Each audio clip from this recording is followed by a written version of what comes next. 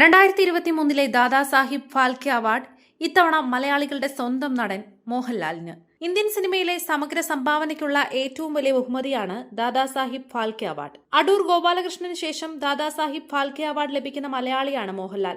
ചൊവ്വാഴ്ച ദേശീയ ചലച്ചിത്ര വേദിയിൽ വെച്ച് മോഹൻലാലിന് അവാർഡ് സമ്മാനിക്കും. നടനും സംവിധായകനും നിർമ്മാതാവുമായ മോഹൻലാലിനെ ആദരിക്കുന്നുവെന്നും അദ്ദേഹത്തിന്റെ അതുല്യമായ പ്രതിഭാവൈദഗ്ധ്യം, കഠിനാധ്വാനം തുടങ്ങിയവ ഇന്ത്യൻ സിനിമാ ചരിത്രത്തിൽ സുവർണസ്ഥാനം നേടിയെന്നും കേന്ദ്ര സർക്കാർ പുറത്തിറക്കിയ പ്രസ്താവനയിലുണ്ട്. തലമുറകളെ പ്രചോദിപ്പിക്കുന്നതാണ് മോഹൻലാലിന്റെ സിനിമാ യാത്രകളെന്നും കുറിപ്പിൽ പറയുന്നുണ്ട്.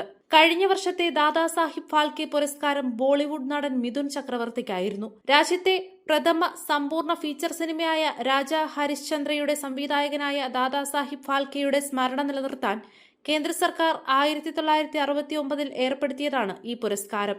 വിശ്വനാഥൻ നായരുടെയും ശാന്താകുമാരിയുടെയും രണ്ടാമത്തെ മകനായി 1960 മെയ് 21 പത്തനംതിട്ട ജില്ലയിലെ ഇലന്തൂരിലാണ് മോഹൻലാലിന്റെ ജനനം. 2 തവണ മികച്ച നടനുള്ളതടക്കം 5 ദേശീയ ചലച്ചിത്ര പുരസ്കാരങ്ങൾ അദ്ദേഹം നേടിയിട്ടുണ്ട്. 2001 അദ്ദേഹത്തിന് രാജ്യത്തെ 4ാമത്തെ ഉയർന്ന സിവിലിയൻ ബഹുമതിയായ പത്മശ്രീ പുരസ്കാരവും 2019 രാജ്യത്തെ 3ാമത്തെ ഉയർന്ന സിവിലിയൻ ബഹുമതിയായ പത്മഭൂഷണും കേന്ദ്ര സർക്കാർ നൽകി.